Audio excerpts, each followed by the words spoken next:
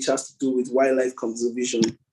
And this is a very timely topic to talk about, and it may not necessarily be a kind of conversations that is really happening in Africa, but I'm glad that, Plateau State is taking the lead to see how they are able to key into what is happening globally, and talking about wildlife conservation. And I'm really delighted to be moderating this session. So just to guide us on how this conversation will go, we love the speakers to, talk, make their contributions in about 40 minutes. And then we are going to have a Q&A session where people can just throw questions. And then for the questions we are able to take, we have some of our panelists that are here to, contribute or to make, to try to answer them.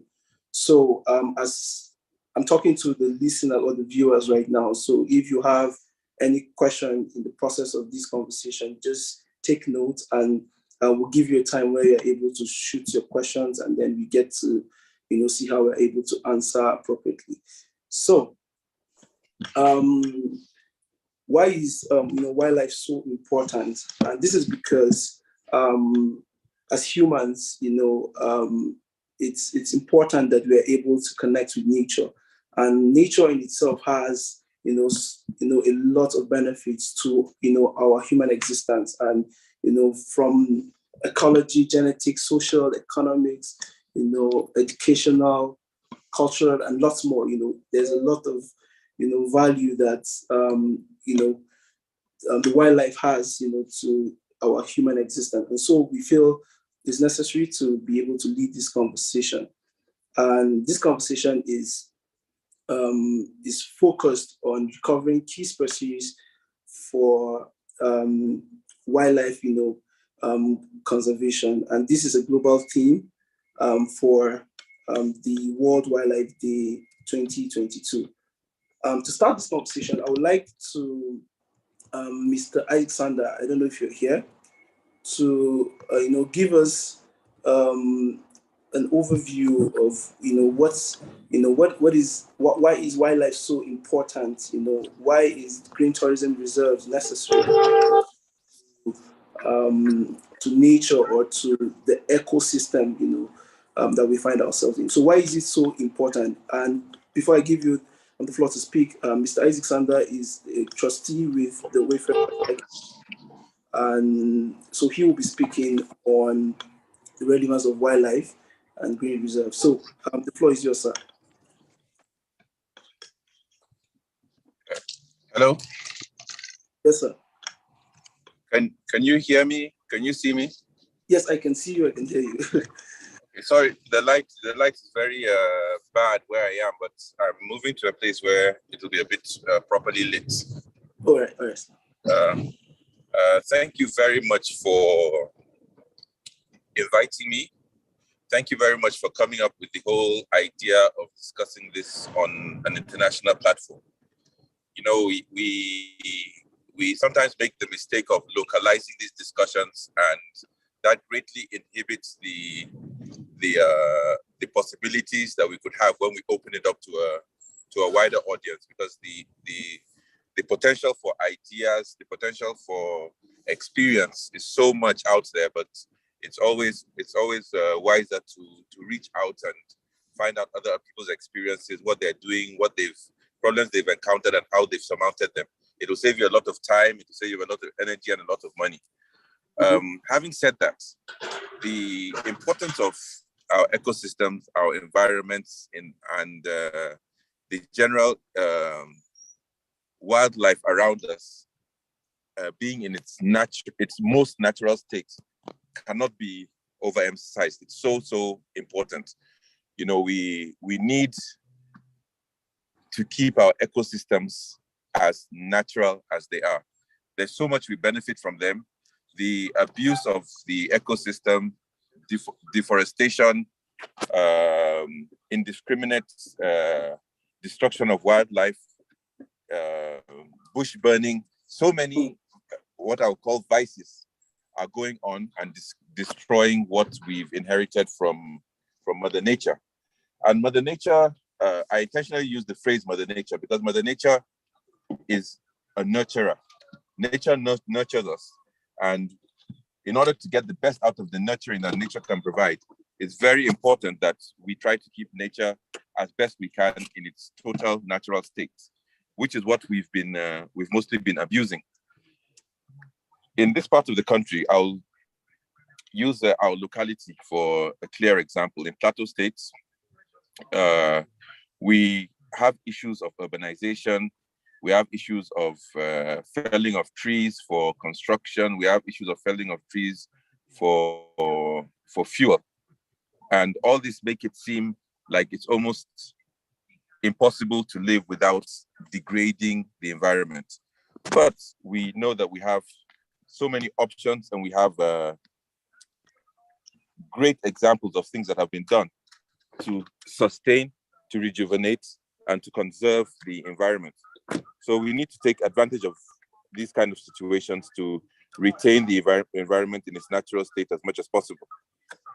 There are so many options. We have the stuff that we can do as individuals, as citizens. We have the stuff that we can engage the corporates to do.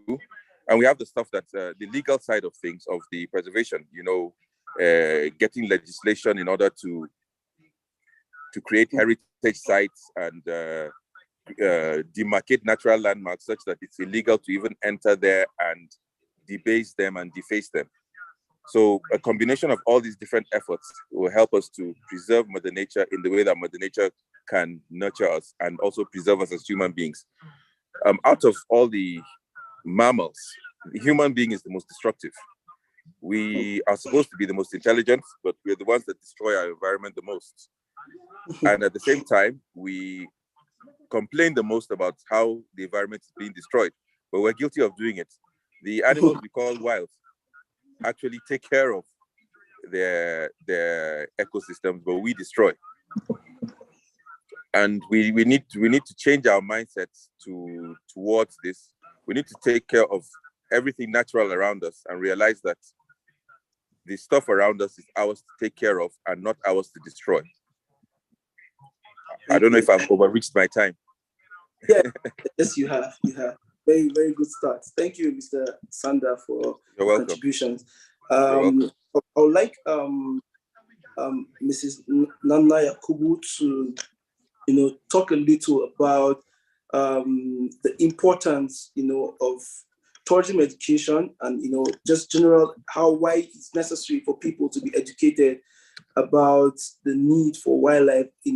I feel like there's a kind of a knowledge gap, for people, the consumers, people that are supposed to protect, the wildlife, and then the people that are also the service, also in the service business, of wildlife. So why should people, value that?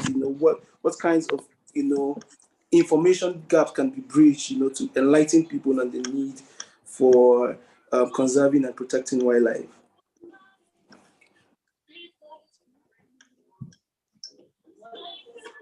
All right, so I don't know if Mrs. Nana Yakubu can hear me. Maybe, yeah, please unmute yourself. Okay, can you hear me? Yes, I can hear you now. Please, before you speak, hello, can you hear me? Yes, I can hear you. I can hear you, ma. Okay. Yeah, so Ms. Nana Can you Yakubu, see me? Yes, I can see you, ma. I can see you. Okay. Yeah, actually, the education as regards ecotourism is very important. For me, I believe in catching them young. Whatever we're doing today, if we cannot impart early in the younger generation, then we are just wasting our time. Ecotourism is very important in our society.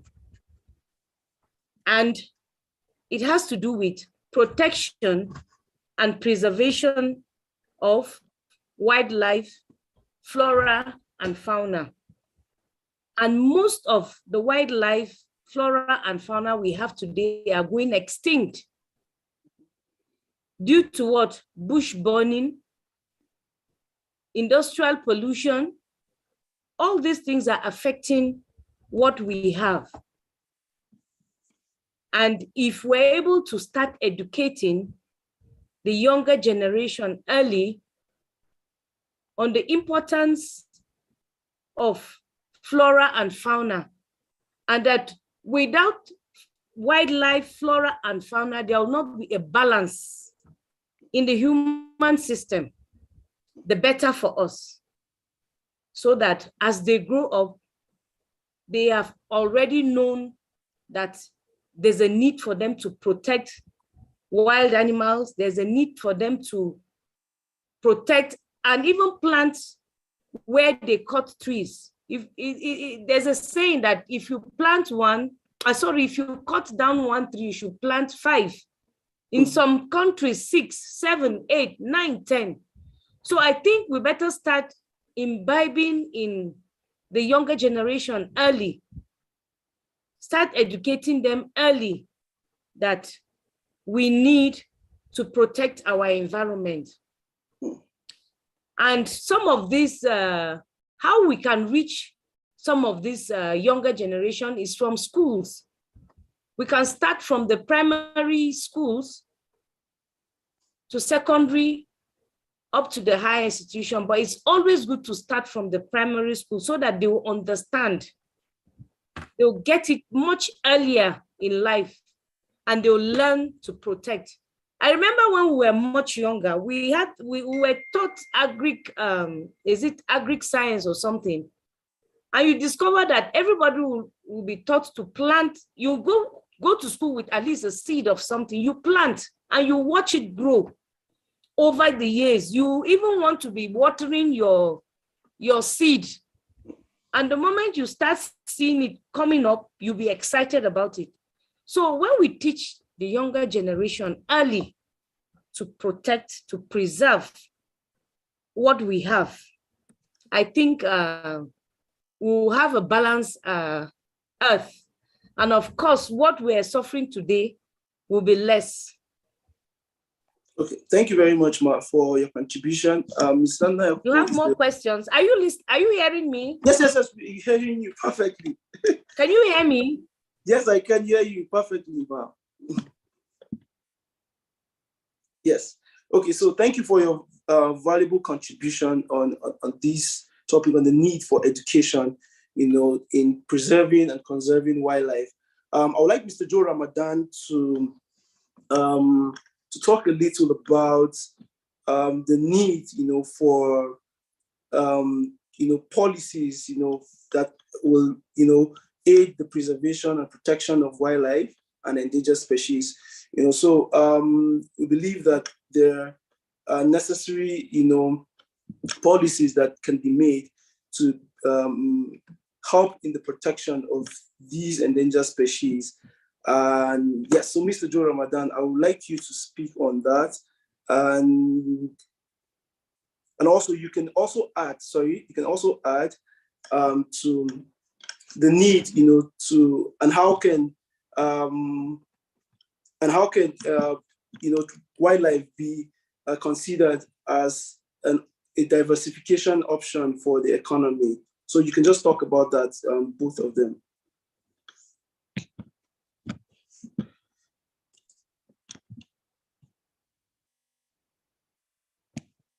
Mr. Joe Ramadan.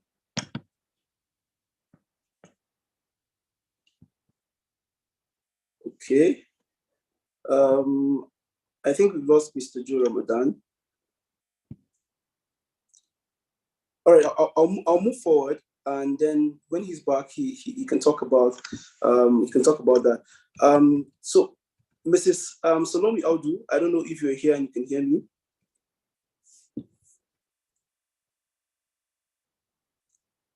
All right, so Ms. Salome Audu is the current general manager of Plateau State Tourism Corporation, and I really love for you to, talk about the importance of government policies as an enabler for the protection of wildlife and endangered species. So, why is government policy so important in the process of protection or the protection of wildlife?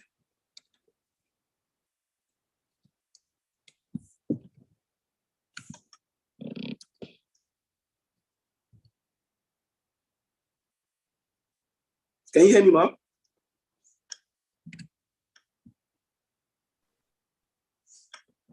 I can't hear you.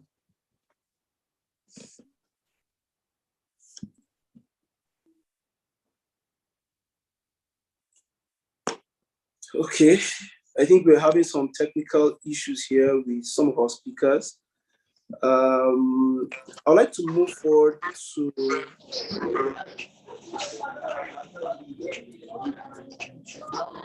hello. Please, can you mute yourself if you're not speaking? All right, I'd like to move forward to Mr. Excel Oliver or to Afen to speak on NFTs as a tool for recovering key species for ecosystem restoration. Globally, one of the conversations that has been going on is, the issues of the talk about NFTs and how it is revolutionizing virtually every sector. And the tourism sector is not a sector that should be left behind. And it's also an opportunity that we can consider, in preserving wildlife. And so what is NFTs generally? You can give a brief summary of what NFTs are, and then how can NFTs be a tool for recovering key species and protection of wildlife?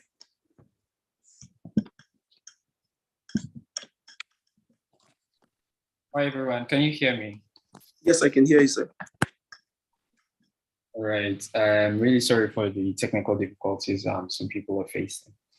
Anyway, I just heard your question, and I think I'll just take a minute to refer to a thread I did a couple of days back to explain what NFTs are. So just give me a minute while I try to find that.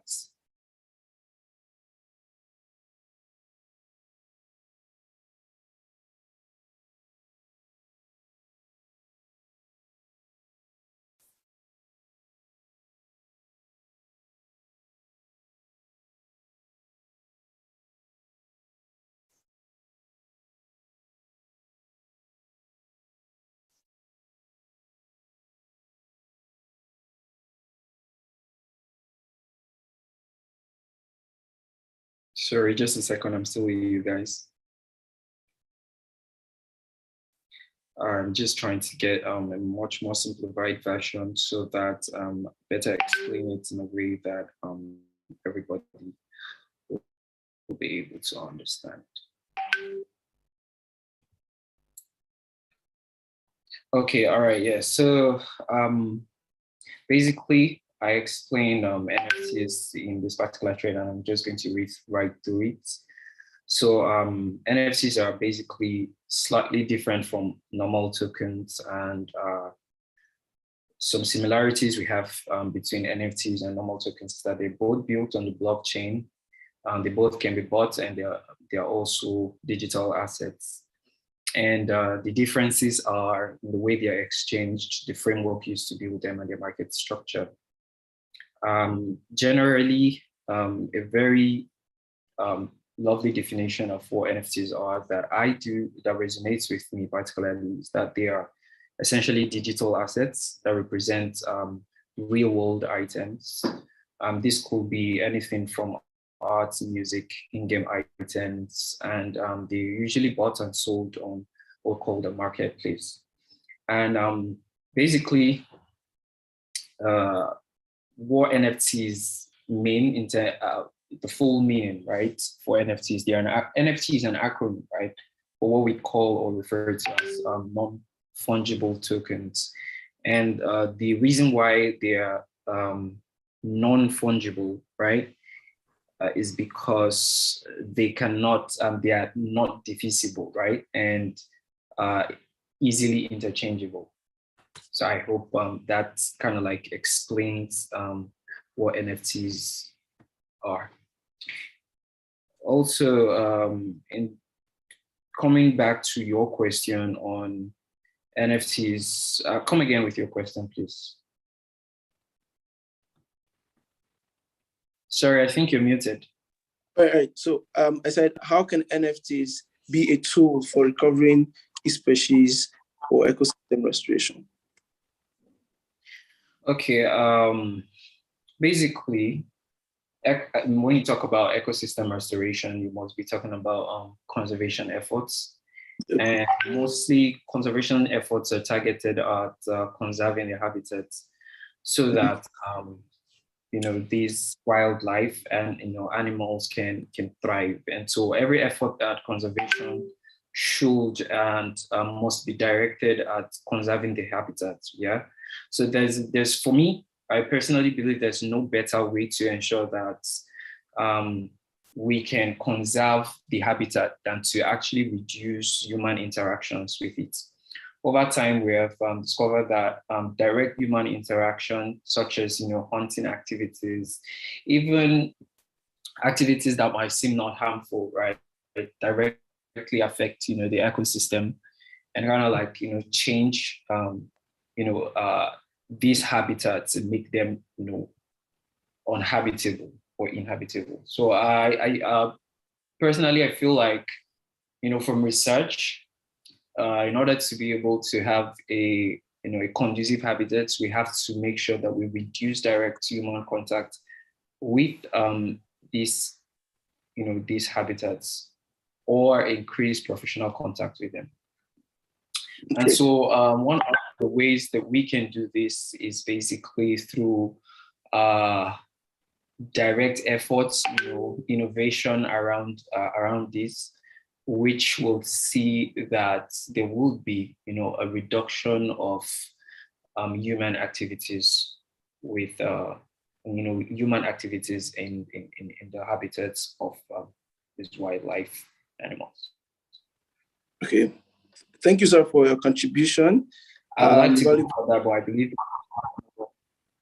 Sorry, I didn't get that. Yes, I said I would like to go further, but I believe you have more questions that would require me to go deeper. Okay, all right. I said I would love to go further. Yeah, so before I come to that, I would like Mr. Amori to build on what you're talking about already. We're already talking about NFTs, and I would like Mr. Moritz, if you were there, to just talk about, at least you've gone further, you've explained what NFTs are and how they can be, a tool or an option for preserving wildlife. And I would like Mr. Moritz to talk about how NFTs are able to raise funds for sustenance of wildlife and endangered species. Hey, Ephraim, thanks for having me. Awesome. Thank you. Yeah, as Axel already explained, I think NFTs are, in general, they're a very simple concept. They're non-fungible tokens like you and me are, like animals are, for example. Do you have one animal equals one NFT? You can do the same math in reality. And that's what we did with conservation NFTs. So we had that, I think, noble goal to say that we want to save species. First species we choose was the turtle, the sea turtle, the leatherback sea turtle to be precise. That was, for example, that was very endangered, for example, on the island of Boa Vista. I think you might know that island as part of Cabo Verde. They're in the west of Senegal, in the ocean, a group of islands over there. And yeah, we had the contact to some of the organizations that are doing the conservation efforts over there. So it was very important for us to help them doing this through NFTs. So we sold NFTs on Afro Marketplace. Why did we choose Afro Marketplace? That was an easy decision at that time. We had a huge obstacle for us to convince conservation organizations to go with us, to go on that journey, to explore ways how to make conservation through NFTs and fund it on the blockchain. So we figured out that, yeah, Ethereum, like all the media covered that at that time, wasn't really the best blockchain to save the environment, because people, even if it's might not be fully right, they believe you will destroy it when you do something on the blockchain, which is not right when you choose a blockchain with a very low energy consumption, like we found with the Binance Smart Chain. That's why we partnered up with Afam on that. So thanks again for the great time we had back then last year. I mean, it's it's just 6 months or something like that. But in this Web3 space, it feels like decades, because so much changed since then. I think today we have even things like we did not have then the infrastructure on Binance Smart Chain fully changed, like they have now metadata, stuff like we did not have that back then. So we found other ways together with Affen to bring out our NFTs. And we were lucky to have the opportunity to really sell out. I think not many projects that time were lucky to sell out when they have not been on Ethereum blockchain. So this was really great. So we had the opportunity to really fund conservation and efforts. To be precise here again, it's the Turtle Foundation. They're from Germany, but yeah, they're having the projects over the whole world, in Indonesia, in Africa, especially. That's where they are quite big at that area. And yeah, we gave them 50% of our profits, like the goal we had back then. And this was a great one way to fund their efforts. Another way to do conservation is that we realized, okay, even if we don't manage to save every animal in the real world, it's a cool concept to bring them on the blockchain. It's not like we're just selling arts. The USP of for our community in the end was that we had the opportunity to bring real data, the real data of a real living existing animal to the blockchain. I think we've been the first or the second doing this, at least the first ones on the Binance Smart Chain back then. And this was really a great thing to do, to explore. And that's what, that was our way on the Binance Smart Chain back then. So for the future, we have still the same purpose. We're still doing, at the time talking now, we're working on our concept, how we can become better, how we can grow our community, how we can help even more conservation organizations. But at the moment we are in talks, nothing to announce now. So would be lying if I announce something which is not fully signed now. But yeah, we're on a way trying to find better ways, even better ways in the future. Awesome. All right, thanks for your contribution. I would like to throw a follow-up question. So sure. You've been laying your hands on, conservation NFTs, doing projects around conservation. And what will you say that has been the challenge of, adopting, NFTs as an option or a way of preserving or conserving wildlife? And looking at Nigeria, I know you're not in Nigeria, but what are some of the limitations, for adopting NFTs in the process of conservation in Nigeria? So you can just talk about the limitations or the challenges, of exploring that option, and of course, what are the limitations that you're seeing, going into that in Nigeria or in Africa? Mm-hmm. I think at this moment, I don't see many limitations from what I've learned about the people in Nigeria and in Africa in general, because most people from our community were from Africa. They were really excited. And just look at the community of Africa, for example. There's so many fantastic people, many from Africa, some come from other countries, like, for example, me, when I'm in part of that, counting myself as part of that community. But I think this is not, the issues might not be bringing people into the conservation thing in NFTs. I think people will follow when you have a great concept, when you start building a community that brings purpose to everyone who is involved. Like, from what I've learned in Web3 is either everyone wins or nobody wins. So when you take care that everyone can win, you will win as well as the one who's driving that project. So this might be a really good rule to follow by. And what I really see as a limitation, it is in the end to bring all those organizations, especially conservation organizations, who are from the past, to be fully honest. They are people that learn about that new concept of NFTs, which is now even more mass adopted than it was half a year and 1 year ago when we started working on that. But it's still a difficult thing to explain people who are a bit older, who are not so deep into technology in general, maybe, to explain them that we now do this crazy thing like metaverse, like Web3, like NFTs, where they all usually ask, what is an NFT? Please explain that to me. And even if you do that, some people won't get it at the first time. So it's a lot about education. So I think educational efforts in NFT space or in Web3 space in general are really important here to open the doors even further. Awesome, great. All right, Mr. Excel, I would like you to still come back on these. I have a follow-up question for you.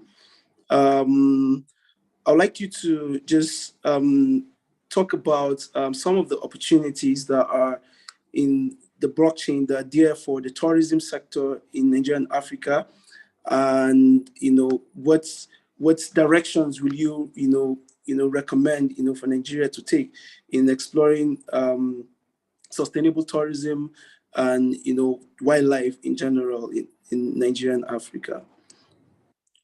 So what are opportunities that are there in the blockchain that we can leverage on and consider that will boost or increase the quality or the visibility that our tourism in Nigeria has, and why people should be motivated to explore wildlife in Nigeria?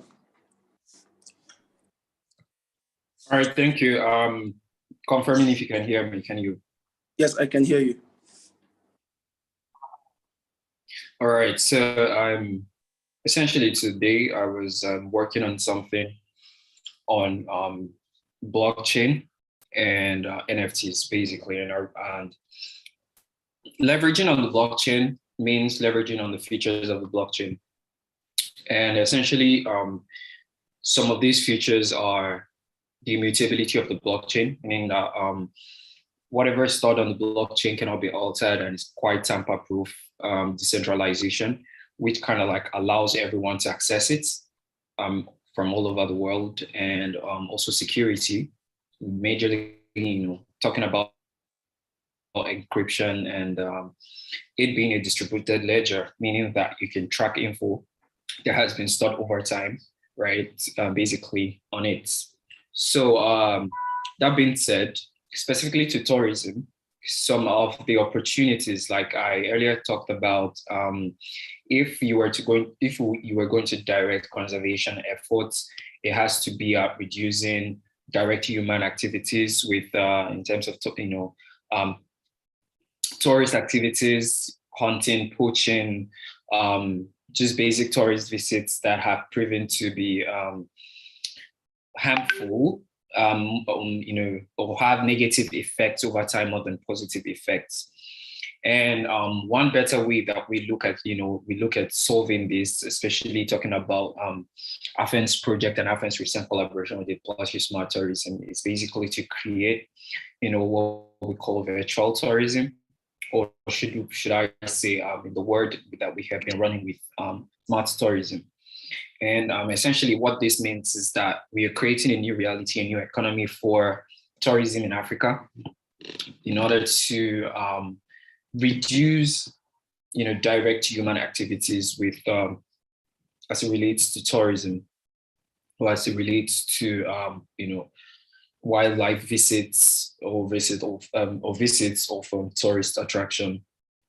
But what this means is that on the metaverse, through virtual reality, through augmented reality, basically, we'll be creating a way to experience wildlife safaris, experience different forms of tourism, right, without directly visiting there. And the amazing thing is that this becomes accessible to everyone. So remember that I talked about some features of the blockchain, which is basically decentralization. So this is accessible to anyone, right? Utilizing or putting to use these features of the blockchain. Otherwise, I also wrote down some certain things, especially as regards to tourism and basic conservation efforts. Like Maurice rightly said, you can now track real life data, of these animals on the blockchain. It's very possible. Conservation NFTs are basically doing that. And so also, have what we call, animal registry, where we can have real life data, right, tracked, on the blockchain, for these animals. Same thing also would happen in terms of what we are trying to build with African Smart Metaverse, but would have real life custodians, right, of these animals. So you will be able to own, how do I put it? Really, when you visit, a wildlife park, right? Because that place is a wildlife park, there are people who take care of them. So basically, they are custodians of that conservation area, right? And so, but what would happen this time around is that, each animal, each wildlife, right, would have, direct owners that will cater for them and cater for their activities. It also open basically, for example, Plateau State, to open Plateau States in terms of tourism to direct investments, basically from all over the world. Like we said, this is decentralized, this stuff is immutable, and it cannot be tampered with. It's open to everybody, and there's basically access to do whatever you want. In terms of creation, job opportunities, it can be created on chain, or we could have virtual tourist guides, and people earn directly from those efforts. So there are a lot of ways that we are seeking to improve tourism, using what tourism through the African Smart Metaverse project. And I'll tell you, we're very excited to do this because we understand that it's going to be a fantastic venture. We hope to have as much tourist attractions across the country, across the continent, on the African Smart Metaverse project. And I think it's directly amazing or phenomenal for Plateau State, to be one of the first people to key into this, jumping into this project with boundless and numerous opportunities. So I'm really looking forward to it as a person and also as part of African blockchain as well. Awesome. Just hearing you speak really gladdens my heart, to see that the tourism, the plateau that is known as a home of peace and tourism, is slowly getting back its glory, especially in the area of tourism. And this collaboration, especially with the Plateau Smart Tourism team, is really a great one and a great move in the right direction. And this will actually change the narrative, of the entire state and give people a lot more confidence to, explore Nigerian tourism. And in connection with that, I would like Mr. Joe Ramadan to talk. I don't know if he's up here. Mr. Joe Ramadan to speak on the importance of positive narrative, and because positive narrative in promoting local or domestic tourism in Nigeria, and why or how can we correct the misrepresentation that Plateau State is known for or was known for, and to give people a better perspective about what Plateau State is and what Nigeria is and why they have to explore Nigerian tourism.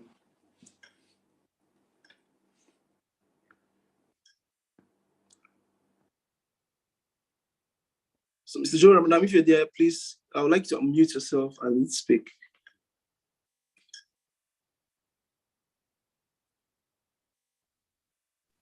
Okay, I think Joe is not here. Okay. So, can you repeat the question so I know if I can answer on behalf of Joe? Oh, okay. Joe is someone I've spoken with, all right. over So time. I was talking about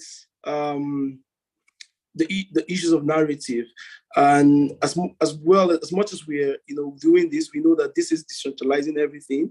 But of course, we cannot take away or throw away the need for that physical interaction. And the goal is that wherever we're able to explore this new opportunity to, create visibility for our tourism and for people around the world to experience it without necessarily visiting, there's also the need for that, human interaction, that physical interaction. So how can, what ways, why is it so necessary to correct that, narrative about Nigeria that a lot of people have, and then for people to see Nigeria in a better light and better perspective, and to explore our tourism, and then to see the need, of course, to patronize the wildlife and the tourism that we have here in the country. Amazing. I'm so stoked, right, to answer this. So I'll just say this, right?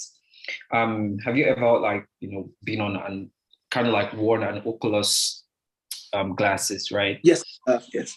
Yeah. So that feel is really, really amazing. To connect 3D versions of everything. Mm-hmm. A lot of people who kind of criticize virtual efforts at doing things, basically because of the interaction, do not understand the long run effects of it. Yeah. And should I say, have probably not tested out, an Oculus glass, but trying to can you hear me? I can hear you. Okay. This is just trying to the phenomenon, right? And what was I going to say? Okay, basically, we have I think I can remember, I cast my mind back to when we had like the pandemic and everybody was inside. We had evidence of the world of wildlife, repairing itself. People could see some certain changes, right? And this was because there was not really, constant human activity. It was as if the world took a break for an instance. And like I said, right, if we are going to repair our ecosystem, if we are going to reverse engineer our ecosystem, we have to take a step back or reduce this, reduce our direct contact with these things. It's something that is inevitable. It's something we have to do. And because we also have to also feel this experience, what we're doing is just creating a new narrative. And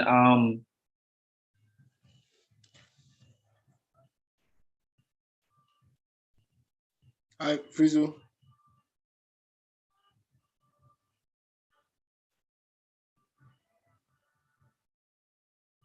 Hello. I guess Mr. Excel just went mute. Joe Ramadan, are you there? Yeah, I'm here. Okay, we've been looking for you. Welcome back. The network is just terrible. I'm so sorry for that. Okay, so maybe you should take it up from where he was. I'll just repeat the question, and we were talking about the idea of misrepresentation of Nigeria, like internationally, and why is it so necessary to consider ways to correct the narrative that foreigners may have about Nigeria and Nigerian tourism, and why they should patronize Nigerian tourism. And of course, the wildlife is also a part of it. So when I say tourism, I'm talking about the entire aspects of tourism. So how can positive narrative contribute to preserving conserving wildlife, and then creating that necessary attention that is needed for people outside of Nigeria to patronize tourism in Nigeria? Okay. For me, basically, I think one of the issues that we have, especially, I'm going to use Plateau State as a case study. One of the issues that we have is that the information that is put out there about Plateau State is not really sincere. It is not really honest. Plateau State has been suffering with negative rapportage, even though we had our own challenges and we are still having our own challenges. We are not saying that the here is totally peaceful, but what we are saying is that what is currently happening here is being exaggerated by the media. It's been exaggerated by those in the business cycle, because I can tell you that we are facing a lot of challenge as far as media rapportage is being done here. And the only way that we can actually survive this, because we need to give out proper information about Plateau State, like the flora and fauna of Plateau State, the things that are common here needs to be really, really given attention to.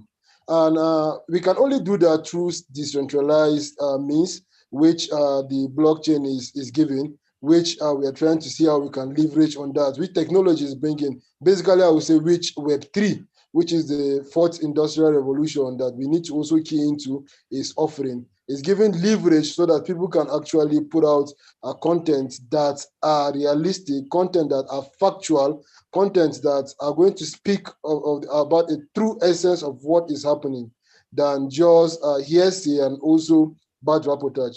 So the tourism sector here is huge. The tourism potential is huge. And Plateau State has been practicing what is called responsible tourism.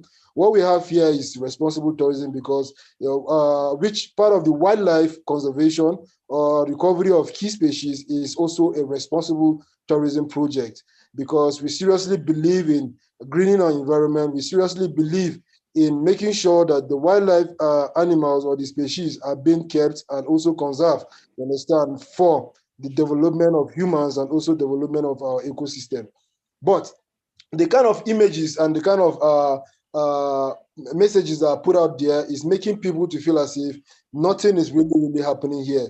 And it's making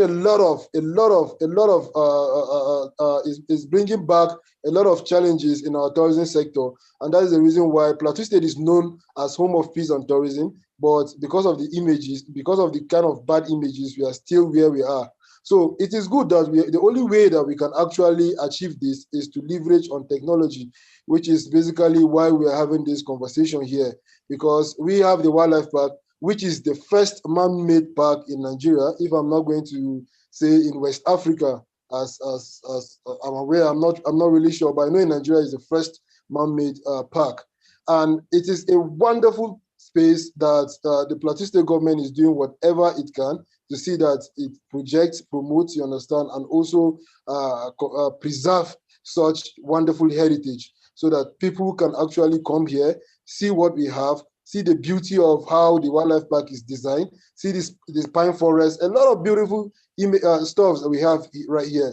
But the thing is that people are scared of coming down to Jos. People are scared of coming down because of a lot of social problems that we have, from kidnapping to banditry to crisis and a lot of that the media is reporting about Plateau State.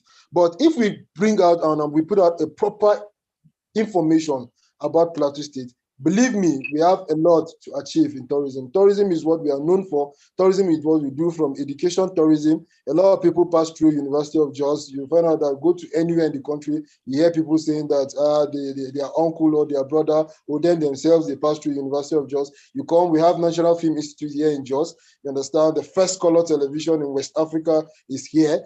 We have a lot of things that we need to also put out there, but the information process or the information session that we currently have in the country or in the continent or in the world is not favoring us. So now Web3 is bringing a serious decentralized platform where we can actually leverage on that. And I believe that is the partnership that Plateau Smart Tourism Project is having with AFEN, which we are trying to see how the state government is also going to key into it, to see how we can actually put in what it is about Plateau State, so that the world can actually visit Plateau State without necessarily also coming to Plateau.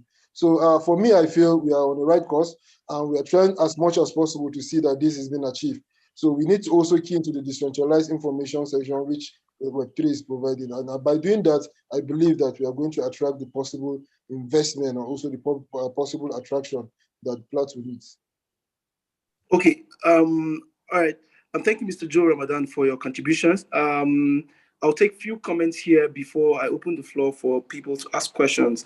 And from all I could hear, from what we heard about NFTs as, you know, an emerging technology that is transforming the tourism sector, and of course the opportunities that lies in that. And hearing what Joe Ramadan is talking about, some of the negative image that the state has, and is just a call for us to consider or to embrace this new technology to correct or to help us to shape the narrative to be positive, and then serve as a motivation for more people all around the world to be able to patronize our tourism. I would like I don't know if Mrs. Salome Audu is here, the General Manager of Plateau State Tourism Corporation.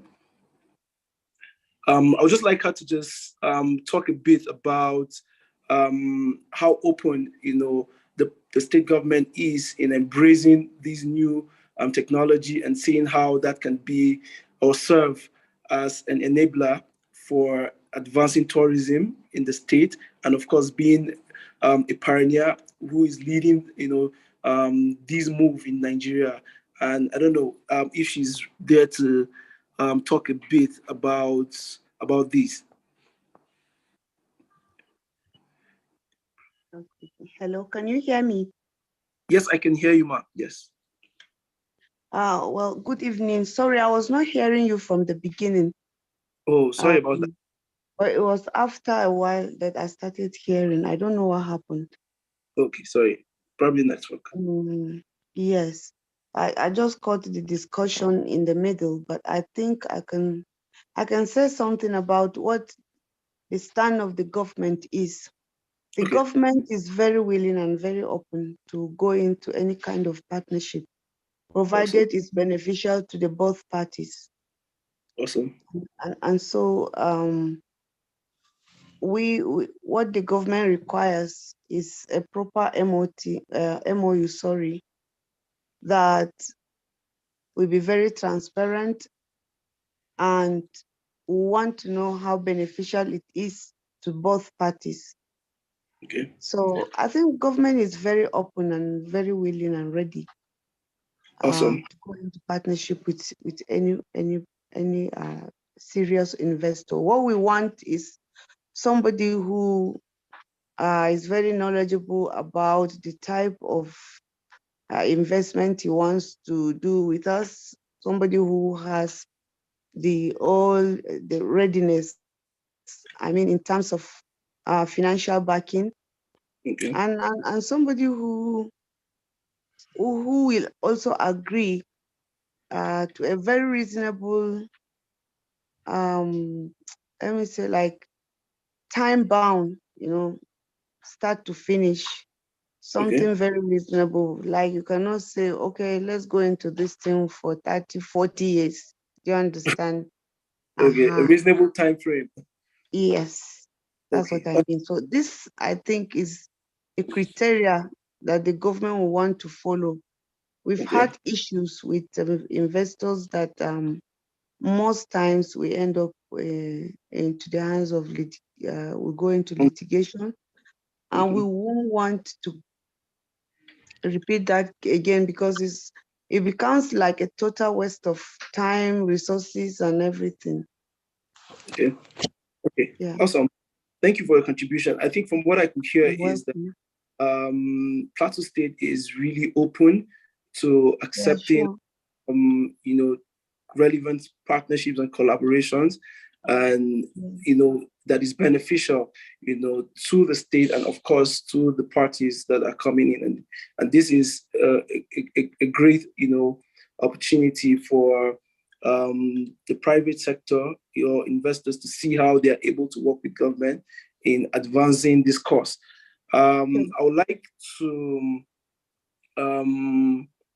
take a pause now and probably receive questions from some of the platforms or from YouTube. I know people might be, dropping in questions. So I don't know if you could drop your questions in the comments box, and then it will be attended to adequately.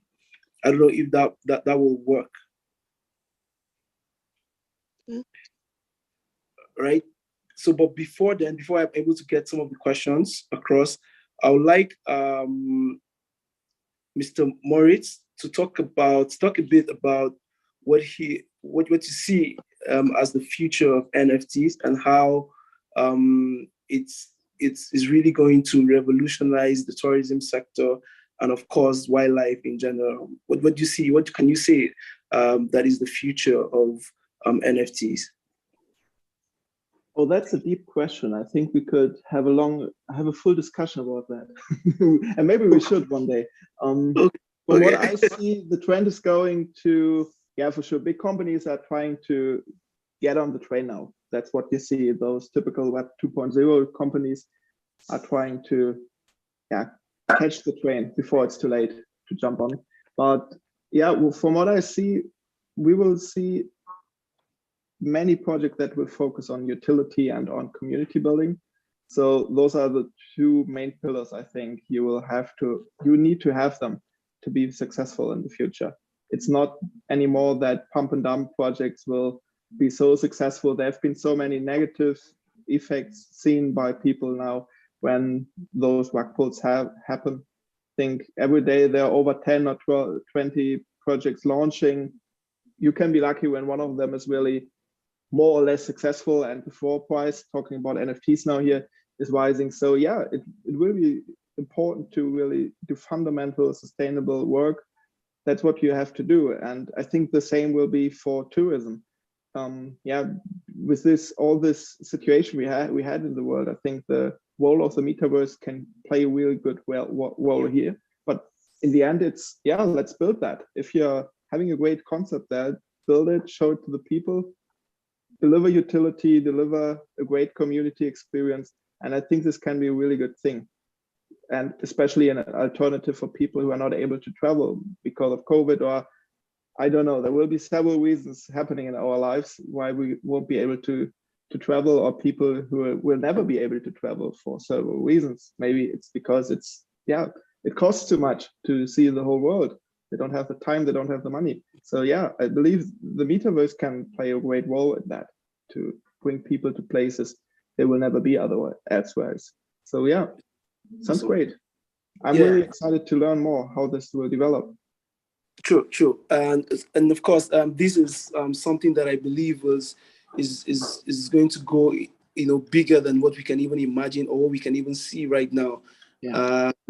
And I'm happy that we're getting people that are, considering Nigeria as an option, or Plateau State in particular as a place to begin, this interaction, and to see how more people can key in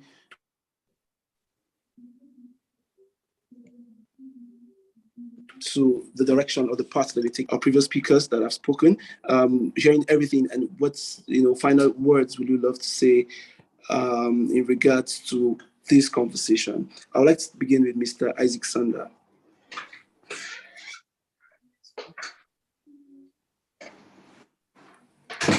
Sorry, I didn't get the question again. Okay, so I was simply saying that I would like to get your final comments in regards to all of the conversations that are being made concerning conservation and protecting wildlife. And if you have recommendations that you want to make, you can as well make them, and it will be well noted. We've spoken a lot about the physical conservation and preservation. Yeah. And also a lot of talk has been done about the NFTs, the blockchain technology, and all the possibilities with that. Yep. So I think where the interest should lie now is on the interface. Where does the natural meet the virtual? And this is the area that needs to be exploited. The physical visiting of tourist sites and the human traffic and the human pressures on all these tourist sites actually can become overbearing and degrading. But then visiting these sites virtually gives you a whole new experience. It is still income for the managers or the conservationists, and it still gives people the experience, the benefit of the experience without going there physically. I mean, I can imagine if I'm sitting here in Jos and I'm able to visit Oahu in Hawaii, without having to fly there myself. And the same way, somebody in Australia or somebody in Korea can visit the wildlife park or visit Rizek, for instance, or visit Balang in Pangshin, and we still get an income. The owners of those places still get an income without that person having come physically. So I think it's an area that is very worth exploiting, and it takes the pressure, like I mentioned earlier on, of the physical visits. Because when somebody comes physically, there's so many other amenities they require before they enjoy the site. And the human pressure itself, on the site has its own disadvantages. So this is a great step going forward. We need more education, more information, and we just need to get the message out there. The more people key into it, the sooner we get started in actually setting up these virtual tours and virtual opportunities, the better for us. Thank you. Thank you for your contribution, sir. Yes. So like Mrs. Nana Yakubu, if you're there, to also make your final comments and recommendations if you have.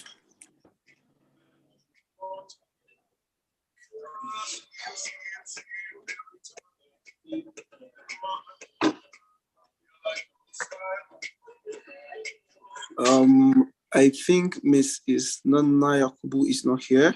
So I'd like to move forward to Mr. Excel Oliver. If you have final comments or recommendations to make in relation to the conversation that was made. Yes. Hi, everyone. Can you hear me? Yes, I can hear you, but I don't know whose background is noisy. Someone's mic is open, so the person can just be shorted. All right. Cool. I got robbed talking the other time, and I really wanted to answer Joe's question, but I think Joe has come and done justice to that, especially when it comes to the whole security issues. If we can get security, physically, we can secure it on the blockchain. Obviously, what we're providing is alternative ways, right, to do this. Also, I also had my predecessor talk about the interface. Where does the physical actually meet the virtual, right? This is essentially what we are doing with our Smart Metaverse project. We are building this, right? It's something we are going to build, something everybody's going to see, feel, and have an experience of, where you'll be able to access, Plateau states, virtually, and not just Plateau states, other amazing tourist centers around Africa, virtually. I know Maurice is really looking forward to see this. So Maurice, I can assure you that you'll be wild with what we're going to come up like in a couple of months. Awesome. Around the African Smart Metaverse project. Can you hear me, Frizzle? Yes, I can. I can perfectly. I'm with you. Sorry, I just got scared. I will get robbed again. Lastly, I think I saw somebody kind of like say something in the chat. Henry said, please, I don't know if I can be allowed to talk or say something. Henry, by name, Director of Tourism and Heritage, Dr. Ladi, Kwali Center, Abuja. Thanks. So I don't know, maybe we might be able to take Henry's question either in person or probably. Yes. So I think I'm doing this too. So we may have to allow him to join the meeting, and so he can be able to ask, or if he's already in the meeting.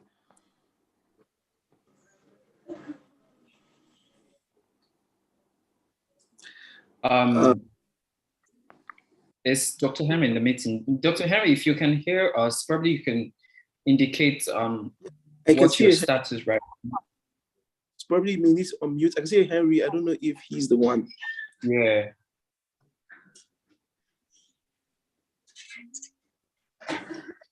Dr. Henry, but probably you can unmute yourself. Yes, he is still muted. Yes, he's unmuted now. All right. Okay, good evening.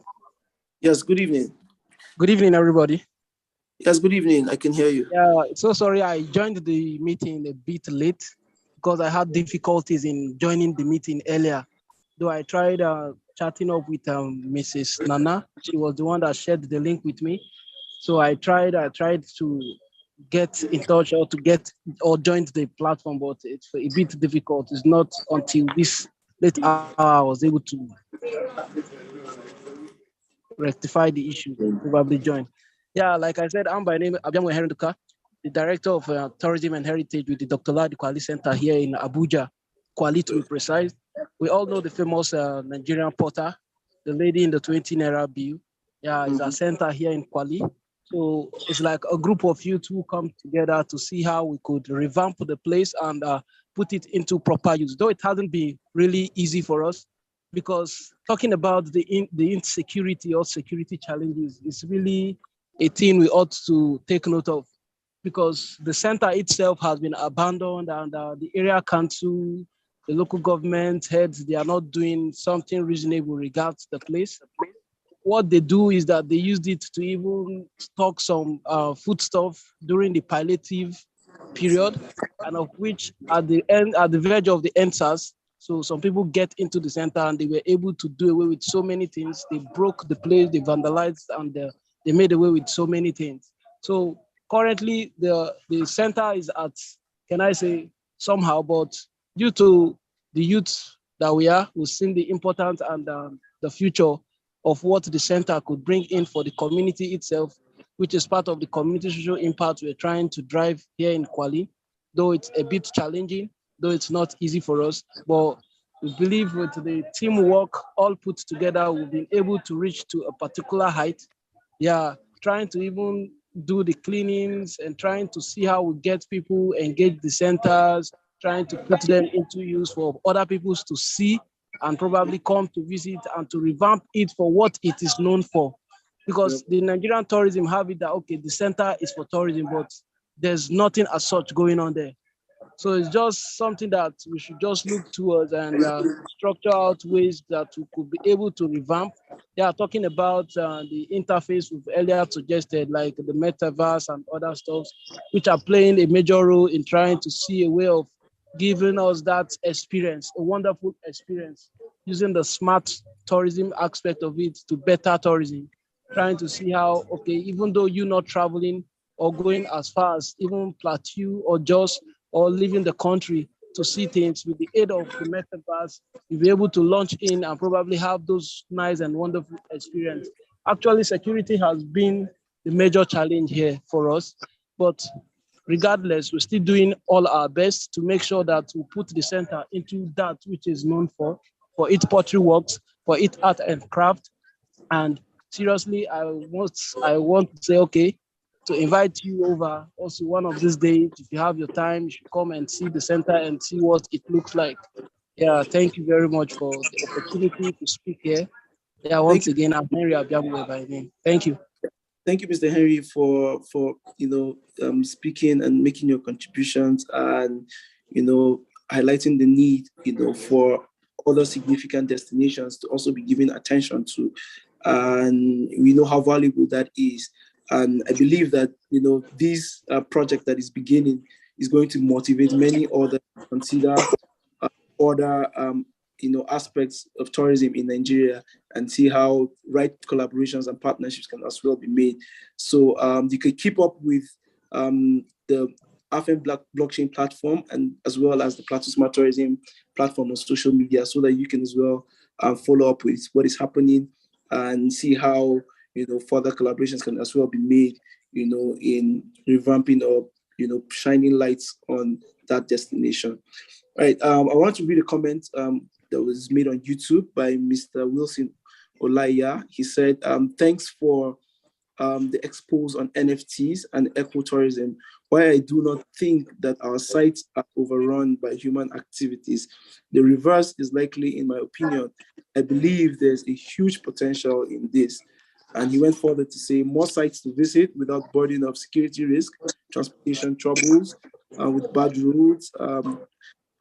It's a real big deal. I hope the government does, snooze and blah, blah, blah, blah, blah. So I get your point.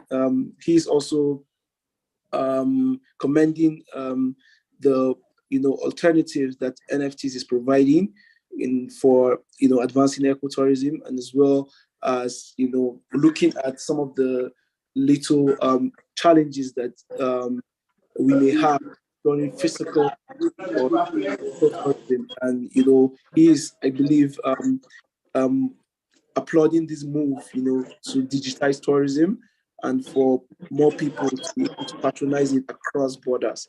So thank you, everyone, for staying tuned to this on this conversation. I believe that some interesting things have been learned, and our attention has actually been tilted towards NFTs, digitization, and as an alternative for advancing tourism in Nigeria. And I would like to close this session by saying my name is Ephraim Frizzle, and it's been awesome, talking and learning about the wildlife, conservation and NFTs, and the value it has in advancing tourism in Nigeria and in Africa. Thank you for staying tuned. I'd like to close the meeting now, and good night.